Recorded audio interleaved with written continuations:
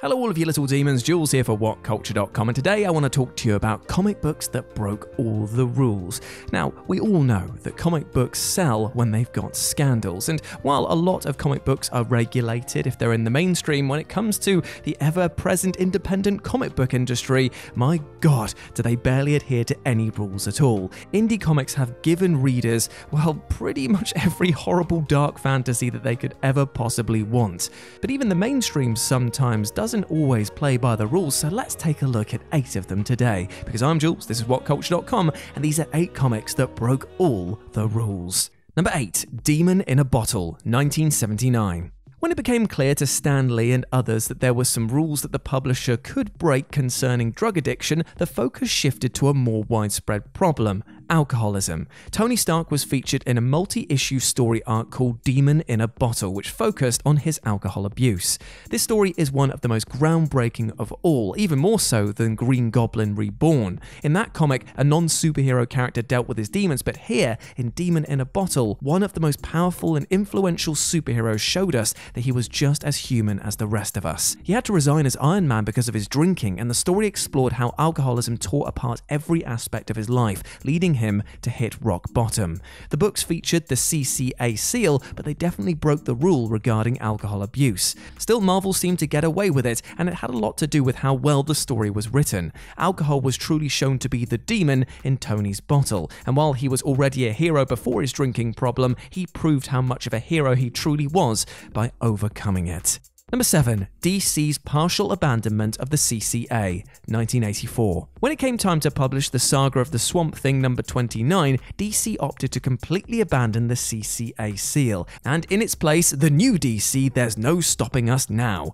This issue was the first since the regulatory body was created in 1954 to not feature the seal. The particular rule breaker in question for the issue was none other than Alan Moore. The enigmatic and quite outspoken writer flat out refused to censor the story to meet CCA requirements, so the CCA simply refused to authorize the seal on the cover. The story focuses on the relationship between Abby and her new husband Matt. There's a love scene in the book which wouldn't have been appreciated by the CCA, but the revelation of their relationship later on in the issue is the thing that crossed the line. It's revealed that Abby wasn't married to Matt, rather that he was actually her uncle, Anton Arcane. At the end of the book, he finds her naked and passed out after scrubbing her skin with a wire brush. He grabs her by the hair and says, "Just say uncle."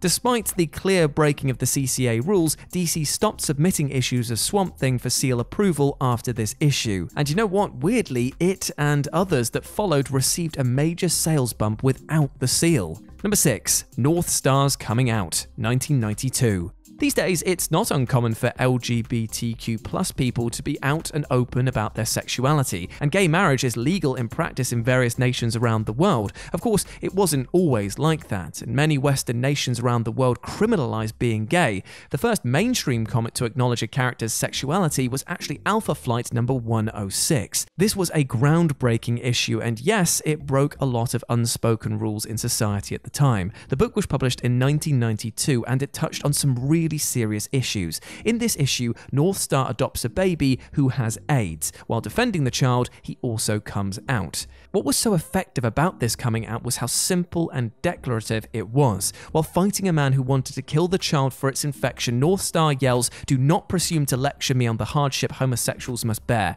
No one knows them better than I."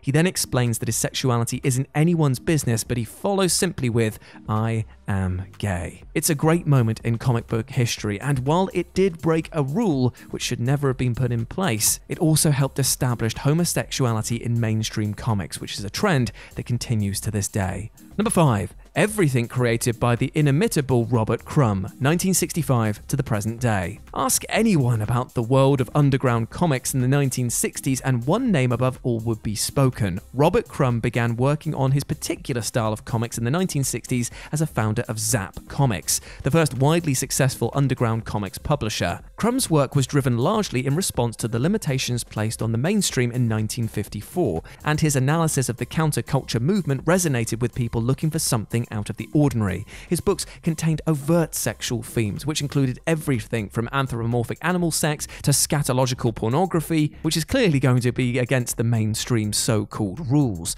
Crumb worked tirelessly throughout the 1960s all the way through to the 1990s with numerous countercultural icons solidifying themselves in the comic book history. Crumb's work morphed from countercultural analysis to more autobiographical fare as it progressed, and in 1991 he was recognized for his contributions to the medium, because eventually Crumb was inducted into the Will Eisner Comic Book Hall of Fame. Number 4. Snowbirds Don't Fly, 1971. Snowbirds Don't Fly was featured in the pages of Green Lantern/Green Arrow 85 and 86. The book's tone was set on the cover with a tagline which read, "DC attacks youth's greatest problem, drugs."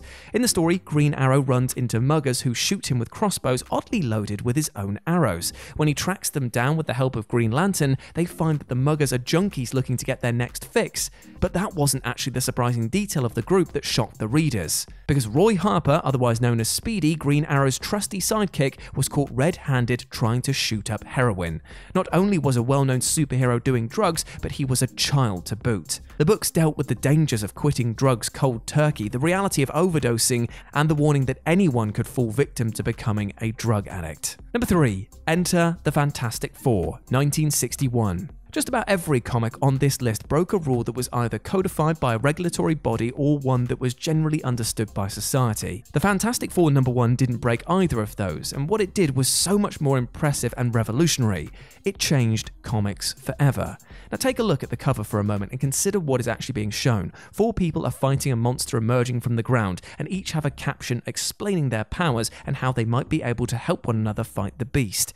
Not a single one of them is wearing a superhero costume of any kind, and while the Fantastic Four would obviously eventually don the same blue jumpsuits emblazoned with a number 4 on their chests, this was their first comic. So the rule that this book bucked was how superhero comics were marketed and established, because the Fantastic Four, well, they weren't following any of them. This was a superhero team made up of 4 people who acquired their powers through an accident. They came together in realization that they could do some good in the world, and then from there, they became one of the most important comic book teams of all time. Stan Lee and Jack Kirby didn't just break the rules of superhero books with Fantastic Four #1, they created the Marvel superhero universe, effectively rewriting the rules themselves.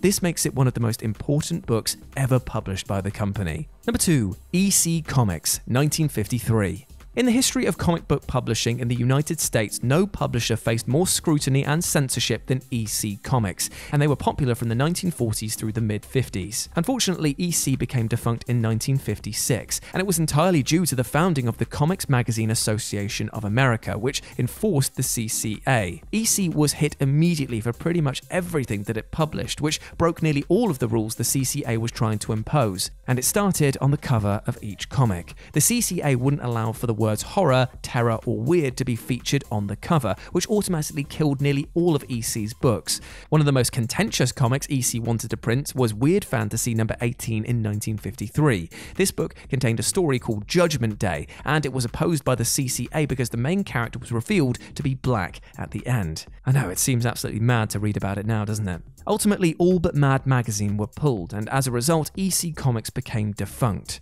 The company began licensing its stories decades later, and while they have been given a new lease of life for a new generation of readers, for a long time they were considered too offensive to ever see the light of day.